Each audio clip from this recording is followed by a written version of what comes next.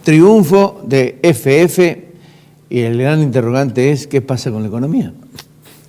Bueno, digamos primero que era el resultado, aunque algunos esperaban que ganara o que sumara más votos, porque en realidad, digamos, es una elección primaria, pero que sí iba a leer como una elección en cual estaban compitiendo la lista del kirchnerismo con la lista de Macri, ¿no? Y en realidad me parece que había mucha información que decía que iba a sacar más votos Alberto Fernández. Ahora, yo creo que casi nadie pensaba que la diferencia iba a ser la que finalmente fue. Primer fracaso fueron los encuestadores. Sí, y digo, ni en el gobierno, que obviamente quedaron choqueados y se percibía en el rostro de los funcionarios eso el domingo a la noche. Se apagó la luz, seguíamos nomás. Ahí está. Recordé la frase de Goethe en El lecho de muerte, que dijo mehr Licht, que decía más luz. Bueno, pero dejemos eso de lado. Entonces, digo, ni de la oposición. Yo creo que en realidad, en aquellos que apoyaban la lista de Fernández tampoco existía esa idea. La cuestión es que eso, en ese sentido, el resultado cuando se vio, algunos asociaron con aquella idea de decir un cisne negro, porque por la figura esta que incorporó Taleb en su momento, diciendo que un cisne negro es un hecho poco probable que cambie sustancialmente las circunstancias, ¿no es cierto? Bueno, entonces estamos en esto de, le voy a pedir que pongan una imagen del triunfo de FF. Le he puesto un cisne arriba. Sí. Esto forma parte de mi creatividad, que es limitada, ¿no es cierto, Fonseca? Bueno, pero digo, esas son como cuatro figuras muy importantes, el presidente Macri y Fernández, probablemente, muchos dicen que ya prácticamente la elección está resuelta, y Pichetto y la doctora Fernández. Digo, ¿qué es lo que sucedió el día después? ¿Qué es lo que vos estabas mencionando? Y que, digamos, uno podría mirar, con mirar cuatro variables uno percibe la gravedad que tuvo esta situación, que es la placa que sigue. En la placa que sigue uno mira y dice, subió el dólar, subió el riesgo país, es decir, el indicador S&P+, subió, cayó el Merval, cayeron los bonos, uno podría agregar, aumentó digamos, los riesgos que se miden a través de los seguros de default de Argentina, y digamos, ese pánico generó conductas que yo diría no son las que más ayudan para resolver una situación de tanta inestabilidad.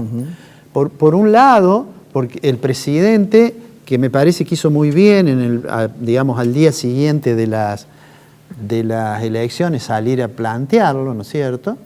Decir, bueno, no me ha ido bien.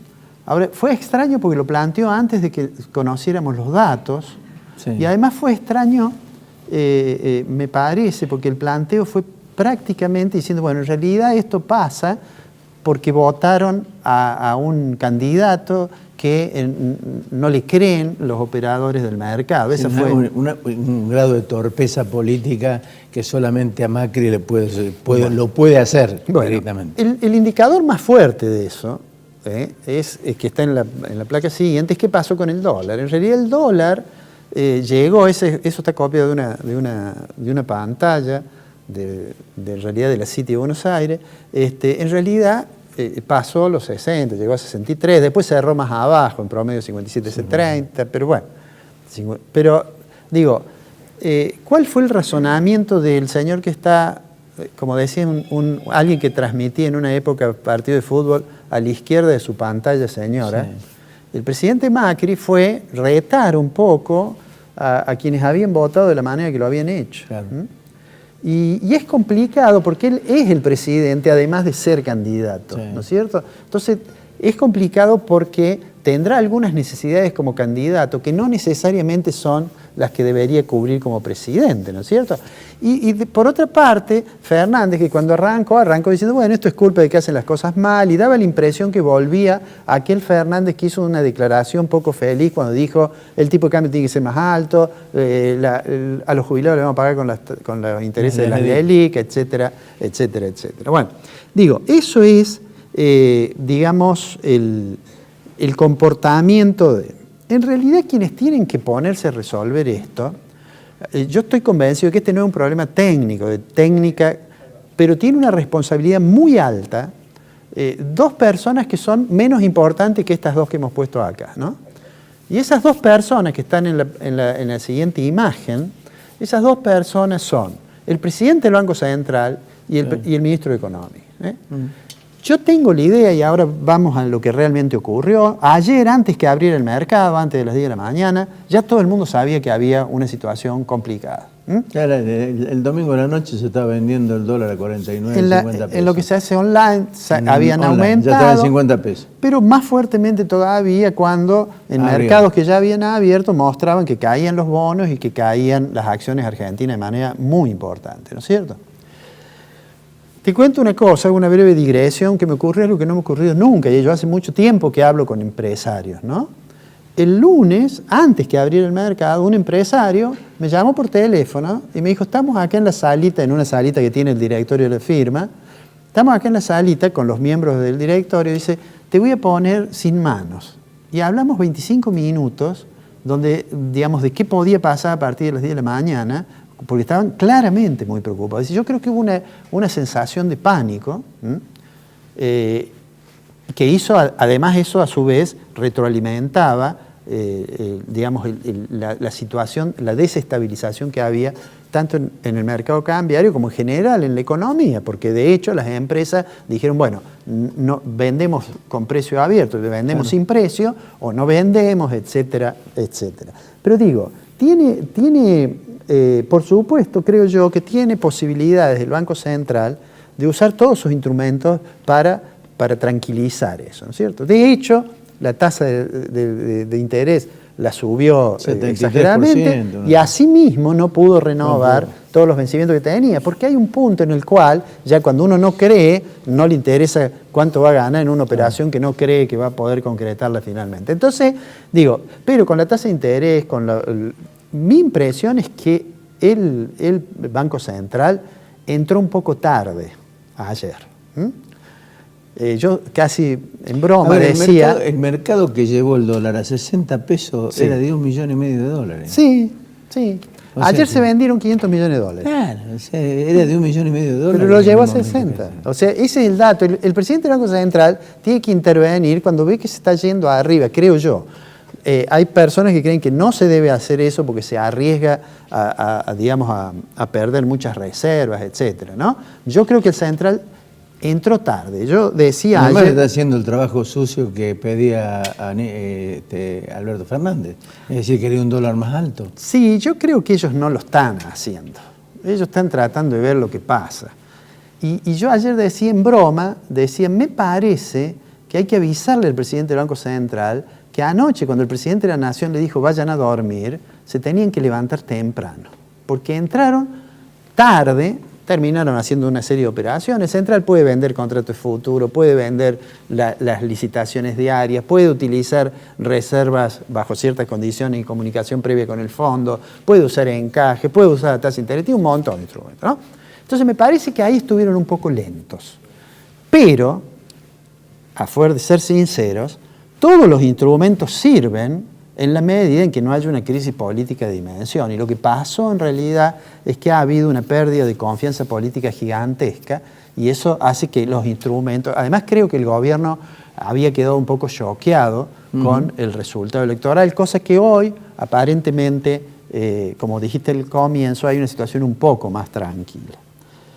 Mira, a mí me parece que te voy a poner 3 fotos de personas que no son los dos más importantes, pero que han tenido comportamientos bastante prudentes.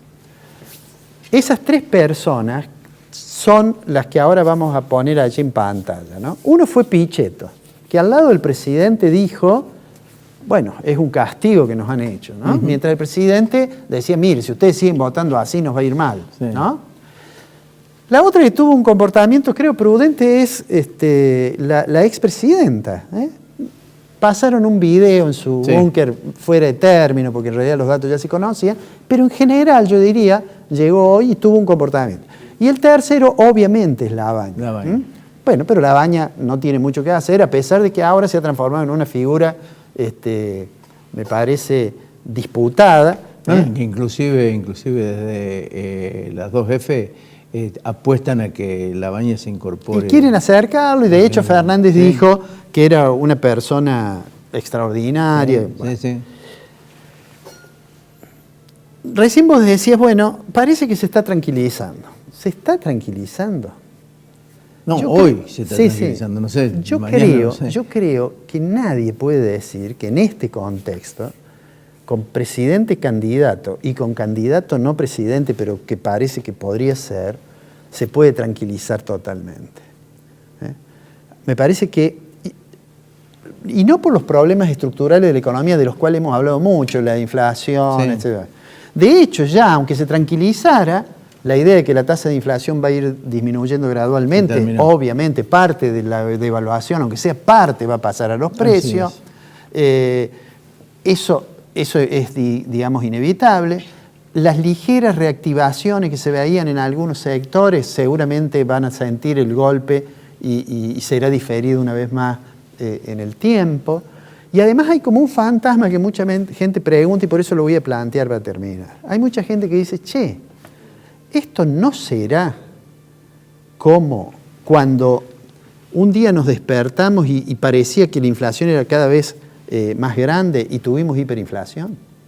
¿No será el año 89? En esta placa que voy a poner ahora está la pregunta esa. ¿El 2019 será 1989?